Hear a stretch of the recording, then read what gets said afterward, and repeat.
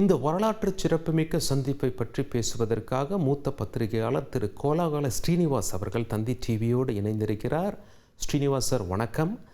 போர் நிறுத்த ஒப்பந்தம் ஏற்படவில்லை என்றாலும் இந்த சந்திப்பை ஒரு நல்ல ஆரம்பமாக பார்க்கலாமா? திட்டவட்டமும் அப்படித்தான் பார்க்கணும். ஏன்னா ட்ரம்புக்கும் புட்டினுக்கும் இடையில இருந்த அந்த நெருக்கம், பாடி லாங்குவேஜ், அதே போல பேச்சுவார்த்தை நடந்த கால அளவு, இது எல்லாவற்றையும் வைத்து பார்க்க வேண்டும். இப்போ ஜெலன்ஸ்கி அமெரிக்கா வந்தப்போ அவருக்கு ரெட் கார்பெட் வெல்கம் கிடையாது.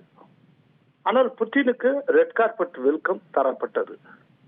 அதே போல புட்டின் இறங்கி அவரை இந்த ரெட் கார்பெட்ல நடந்து வருகிற போது அவருக்காக ட்ரம்ப் காத்து கொண்டிருக்கிறார். அவர் பக்கத்துல வந்ததும் புட்டினை அழைத்து செல்வதற்கு ரஷ்யா சார்பில் தனியா ஒரு கார் இருக்கு. அப்ப அந்த காரை அவாய்ட் பண்ணிட்டு தவிர்த்து விட்டு ட்ரம்புடன் ஒரே காரில் அவர் பயணிக்கிறார். இன்னொன்னு, மூடிய அறைக்குள் 3 மணி நேரம் 2 பேரும் பேச்சுவார்த்தை நடத்தி இருக்கிறார்கள். ரொம்ப ரீசன்ட் பாஸ்ட்ல அமெரிக்க அதிபரும் ரஷ்ய அதிபரும் இவ்வளவு நேரம் தனியாக சந்தித்து பேசியதே கிடையாது. இது ஒரு பெரிய வரலாற்று சிறப்பு மிக்க ஒரு தருணம். அவங்க 3 மணி நேரம் பேசியிருக்காங்க அப்படிங்கறதே ஒரு பெரிய விஷயம். அப்புறம் வெளியில புட்டின் ஒரு 10 மினிட்ஸ் பிரஸ் மீட் பேசியிருக்காங்க. 2 பேருமே சேர்த்து ஜாயிண்ட் பிரஸ் மீட் ஒண்ணு கண்டக்ட் பண்ணியிருக்காங்க. இதுல புட்டின் பேசுறப்போ சில விஷயங்களை கரெக்டா இண்டிகேட் பண்ணியிருக்கிறார். உக்ரைன் ரஷ்ய போருக்கு எது அடிப்படையாக இருந்ததோ, அந்த போர் மூண்டதற்கு எது காரணமோ அந்த அடிப்படை காரணம் களையப்பட வேண்டும் அப்படின்னு சொல்லியிருக்கிறார். அப்படின்னா அவர் பேச்சுவார்த்தையிலப்போ அந்த விஷயத்தை ஒரு முன் நிபந்தனையாக வைத்திருப்பார் அப்படின்னு நம்ம எதிர்பார்க்கலாம். இந்த போர் முண்டதற்கான அடிப்படை காரணம் என்ன? நேட்டோல இணையணும் அப்படின்னு உக்ரைன் முயற்சி செய்தது. அப்படின்னா நேட்டோல உக்ரைன் இணையக்கூடாது, இல்லாட்டி நேட்டோல உக்ரைனை சேர்த்து கொள்ளக்கூடாதுங்கிறத மிக முக்கியமான முன் நிபந்தனையாக புட்டின் வைத்திருப்பார் அப்படின்னு நாம நம்பலாம். இன்னொன்றையும் அவர் சொல்லி இருக்கிறார். என்னன்னா, பீஸ் ப்ராசஸ்ல உக்ரைன் மற்றும் ஐரோப்பிய நாடுகள் பங்கேற்க கூடாது அப்படின்னு புட்டின் சொல்லி இருக்கிறார். அமெரிக்காவோட நாங்க பேச்சுவார்த்தை நடத்த தயார், உக்ரைன் விஷயமா அமெரிக்காவோட நாங்க பேசுவோம், ஆனா உக்ரைனோட பேச மாட்டோம் அப்படின்னு இதை பிரஸ் மீட்ல அவர் சொல்லுகிறார். அதே டயத்துல ரொம்ப தெளிவா ட்ரம்ப் என்ன சொல்லி இருக்கிறார் அப்படின்னா, நான் நேட்டோ கூட்டாளிகள் மற்றும் உக்ரைன் அதிபர் ஜெலன்ஸ்கி உள்ளிட்ட மற்றவர்களை அழைப்பேன், ஏனெனில் ஒப்பந்தத்துக்கு அவர்களும் ஒப்புக்கொள்ள வேண்டும் அப்படின்னு அவர் சொல்லி இருக்கிறார். சோ இந்த இடத்துல ஒரு சின்ன நெருடல் இருக்கு அப்படின்னு தெரிகிறது. அதாவது எந்த காரணத்தை கொண்டு உக்ரைனோட பேச்சுவார்த்தை நடத்த மாட்டேன், அதே போல யூரோப்பியன் யூனியன் வந்தாலும் இல்லாட்டி நேட்டோ நாடுகள் மற்ற நாடுகளோடய உட்கார மாட்டேன், உட்கார்ந்தால் அமெரிக்காவோட தான் உட்கார்ந்து பேசுவேன் அப்படிங்கிற அந்த விஷயத்துல ஒரு நெருடல் இருக்கும் போல தெரிகிறது. ரொம்ப முக்கியமான ஒரு விஷயம், அது பாயிண்ட் ஆஃப் கன்டென்ஷன் என்ன அப்படின்னாக்க, இந்த ரஷ்யா கைப்பற்றி இருக்கக்கூடிய உக்ரைனிய பகுதிகள் இது ரஷ்யாவின் பகுதிகளாகவே தொடருமா இல்லாட்டி உக்ரைன்ல ஒப்படைக்கப்படுமா அப்படிங்கிற விஷயத்துல என்ன பேசியிருக்காங்க அப்படின்னு நமக்கு தெரியாது. ஆனால் அதே நேரத்துல ஒரு பல மாதங்களுக்கு முன்பு அமெரிக்காவினுடைய பாதுகாப்புத்துறை அமைச்சர் பீட் ஹெக்ஸேட் அவர் வெளிநாட்டுல ஒரு இடத்துல பேசுறப்ப என்ன சொல்லியிருந்தார்னா, ரஷ்யாவால் கைப்பற்றப்பட்டிருக்கும் உக்ரைனிய பகுதிகள் இனி ரஷ்ய பகுதிகளாகத்தான் தொடரும். இந்த யதார்த்தத்தை உக்ரைன் அதிபர் புரிந்து கொண்டால்தான் உக்ரைனுக்கும் ரஷ்யாவுக்கு இடையில் ஒரு சமாதானம், அமைதி ஏற்படும், அதற்கான ஒப்பந்தம் ஏற்படும். இந்த யதார்த்தத்தை ஜெலன்ஸ்கி புரிந்து கொள்ள வேண்டும் சொல்லி பீட் ஹெக்ஸேட் சொல்லியிருந்தார். அவர் அமெரிக்காவுடைய பாதுகாப்புத்துறை அமைச்சர். சோ ஏற்கனவே அமெரிக்கா இந்த பகுதிகளை பொறுத்தளவில் அது எடுத்திருக்க நிலைப்பாடு என்னன்னா, ரஷ்யா கைப்பற்றி இருக்கக்கூடிய உக்ரைன் பகுதிகள் ரஷ்யாவுக்கு சொந்தமான பகுதிகள் அப்படின்னு தான் அவங்க ஒரு நிலைப்பாடு எடுத்திருக்காங்க. பட் இந்த பேச்சுவார்த்தையில அது சம்பந்தமா என்ன வெளிப்பட்டது அப்படின்னு நமக்கு தெரியல.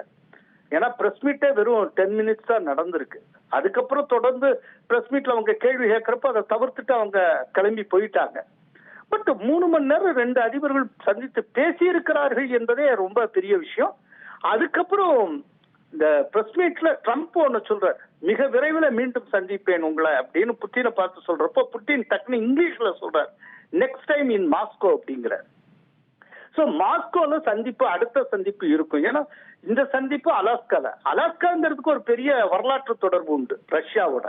1800களில் ரஷ்யாட்டேருந்து அமெரிக்கா விலைக்கு வாங்கின பகுதி தான் இந்த அலாஸ்கா. அது பற்றியும் பிரஸ் மீட்ல இந்த அலாஸ்கா பற்றின வரலாற்றையும் புட்டின் சொல்லி இருக்கிறார். சோ இது அடுத்த பேச்சுவார்த்தை மாஸ்கோவில் தொடரும். அநேகமா மாஸ்கோல பேச்சுவார்த்தை நடத்துகிற போது சில திட்டவட்டமான முடிவுகள் எட்டப்படும் அப்படின்னு நான் நினைக்கிறேன். எப்படியாக இருந்தாலும் சரி, ரஷ்யாவுக்கும் உக்ரைனுக்கும் இடையிலான போர் நடந்து வரக்கூடிய சூழ்நிலையில இந்த பேச்சுவார்த்தை மிகப்பெரிய முன்னேற்றம். இது ட்ரம்பே சொன்னது மாதிரி ஒரு ஒப்பந்தத்தை போடுகிற அளவுக்கு நாங்க இந்த பேச்சுவார்த்தையில பல விஷயங்களை எட்டவில்லை என்றாலும் பெரிய முன்னேற்றம் அப்படின்னு சொல்லி இருக்கிறார். அந்த வார்த்தை தான் ரொம்ப முக்கியம். ஒப்பந்தம் போடுகிற அளவுக்கு இந்த பேச்சுவார்த்தையில எதுவும் நாங்க எட்டல, பட் அதே நேரத்துல ரொம்ப ரொம்ப முக்கியமான முன்னேற்றம் அப்படின்னு இருக்க. இது அடுத்த முன்னேற்றத்துக்கான முதல் படின்னு நினைக்கிறேன். மாஸ்கோ பேச்சுவார்த்தையில முக்கிய முடிவுகள் எடுக்கப்படும் நான் நினைக்கிறேன். நீங்க குறிப்பிட்டது போல் புட்டின் அமெரிக்காவில் அலாஸ்கா என்கிற பகுதிக்கு வந்திருக்கார். ஒரு காலத்தில் இது ரஷ்யாவில் இருந்த பகுதி. ஜெலன்ஸ்கி அமெரிக்கா வரும்பொழுது வாஷிங்டன் டிசியில் சந்திப்பு நடைபெற்றது. ஆனால் புட்டின் அமெரிக்கா வரும்போது அலாஸ்காவில் சந்திப்பு நடைபெற்றது. புட்டின் ட்ரம்பை அழைக்கும் போது மாஸ்கோவுக்கு வாங்க அப்படின்னு சொல்லிட்டார். அதனால் ரஷ்யாவுடைய தலைநகரில் அடுத்த சந்திப்பு நடைபெறும் என்றே தெரிகிறது. ஏன்னா ட்ரம்ப்பும் சொல்லியிருக்கார், இது பாசிபிள் என்று நான் நினைக்கிறேன், இது நடக்கும் என்று நான் நினைக்கிறேன் அப்படின்னு சொல்லியிருக்காரு. ஸோ இந்த இரு நாட்டு தலைவர்கள் சந்தித்தது, இந்த மீட்டிங் பெரும்பாலும் யாருடைய கட்டுப்பாட்டில் இருந்ததாக நாம் புரிந்து கொள்ளலாம்? இல்ல, யாரையும் கட்டுப்படுத்த முடியாது. என்னன்னா இரண்டுமே மிகப்பெரிய வல்லரசு. நீங்க நியூக்ளியர் வார்ஹெட்ஸை பொறுத்தளவு எண்ணிக்கையின் அடிப்படையில பாத்தீங்கன்னா நீங்க அமெரிக்காட்ட இருக்கக்கூடிய ஆட்டம் பாம்ஸை காட்டிலும் ரஷ்யாட்ட அதிகம். டெட் ஹேண்ட் அப்படிங்கிற ஒரு மிகப்பெரிய ஒரு நியூக்ளியர் சிஸ்டம் ரஷ்யாவிட மட்டும்தான் உண்டு. அந்த மாதிரி சிஸ்டம் அமெரிக்காட்டியா கிடையாது. அந்த டெட் ஹேண்ட் அப்படிங்கிறது என்னன்னா, இப்போ ஒரு எதிரி நாடு ரஷ்யா மேல அணுகுண்ட போட்டு அந்த அணுகுண்டு தாக்குதல்ல இந்த அணுகுண்டுடைய கமாண்டர் அதை கட்டுப்படுத்தக்கூட அதிகாரம் பெற்றிருக்கக்கூடிய ரஷ்ய அதிபரே கொல்லப்பட்டு விட்டார், ரஷ்யாவுடைய ஜெனரல்ஸே கொல்லப்பட்டு விட்டாலும் அந்த நியூக்ளியர் சிஸ்டம் தானாகவே இயங்கி தன்னுடைய எதிரி நாட்டை தாக்கி மொத்தத்தை துவம்சம் செய்யக்கூடிய ஒரு அமைப்பு. அதுக்கு டெட் ஹேண்ட்னு பேரு. அந்த அமைப்பு ரஷ்யாவிடம் தான் உண்டு, அமெரிக்காட்ட கிடையாது. இந்த இடத்துல யாரையும் கட்டுப்படுத்தி இருப்பாங்க, இன்னார் கை ஓங்கி இருக்கும் நான் சொல்லவே மாட்டேன். கொஞ்சம் யோசிச்சு பாருங்க, ரஷ்யா கைப்பற்றிய பகுதிகள் ரஷ்யாவுக்கே சொந்தமாக இருக்க வேண்டும் அமெரிக்கா சொல்லுகிற அளவுக்கு வந்தால் ரஷ்யாவுடைய இன்ஃபுளுயன்ஸ் அமெரிக்கால அதிகமா இருக்குன்னு கூட நீங்க இன்டர்பிரட் பண்ண முடியும். இதை முன்னால அமெரிக்க பாதுகாப்புத்துறை அமைச்சர் வெளிப்படையா இன்னொரு நாட்டுல வச்சு சொன்னது, பீட் ஹெக்ஸெட் சொன்னது. என்ன இதுல நம்ம புரிஞ்சுக்கணும்னா, ஒரு ரெண்டு நாட்டுக்கு இடையில ஒரு இணக்கம், நல்ல இணக்கம் ஏற்பட்டிருக்கு. அது ட்ரம்ப் வந்ததுக்கு அப்புறமே கொஞ்சம் ஒரு ப்ரோ ரஷ்யன் ஸ்டாண்ட் எல்லாம் அவர் எடுத்தார். அது நிறைய பார்த்திருக்கோம். ஜெலன்ஸ்கியை பத்தி முன்னால பிரச்சாரத்தப்பவே அவர் ட்ரம்ப் என்ன சொல்லுவாருன்னா, ஜெலன்ஸ்கி மாதிரி ஒரு மிகப்பெரிய வேர்ல்டுடைய பெஸ்ட் சேல்ஸ்மேன் அவர் தான். அவர் எப்பெல்லாம் அமெரிக்காவுக்கு வர்றாரோ அப்பெல்லாம் லட்சம் அமெரிக்க டாலர்களை அவர் வாங்கிட்டு போயிடுறாரு அப்படிலாம் விமர்சனம் பண்ணியிருக்காரு. அதனால ஒரு ப்ரோ ரஷ்யன் மென்டல் மேக்கப் ட்ரம்ப்புக்கு உண்டு. அதனால யார் கை ஓங்கியது அப்படிங்கறத காட்டிலும் இந்த பேச்சுவார்த்தை ஒரு நட்பான சூழலில் நடந்ததா அப்படிங்கறத நம்ம பார்க்கணும். அந்த விதத்துல பார்த்தா ரொம்ப கார்டியலா ஒரு நல்ல நட்பான சூழல்ல நடந்திருக்குன்னு தான் நினைக்கிறேன். அப்படி இல்லை அப்படின்னா இந்த பேச்சுவார்த்தை 3 மணி நேரம் நடந்திருக்காது. உங்களுடைய ரொம்ப விரிவா எக்ஸ்க்ளூசிவா பேசியிருக்காங்கன்னு தெரியுது. முடிவுதான் எட்டப்படல. ஆனால் முடிவை எட்டுவதற்கான பல எத்தனிப்புகளை இந்த கூட்டம் உருவாக்கி இருக்கும் நான் நினைக்கிறேன். அதனாலதான் நீங்க பிரஸ் மீட்ல வச்சு அடுத்த சந்திப்பு எங்கங்கிற வரைக்கும் அவங்க கொண்டு போறாங்க அந்த லீடர்ஸ்.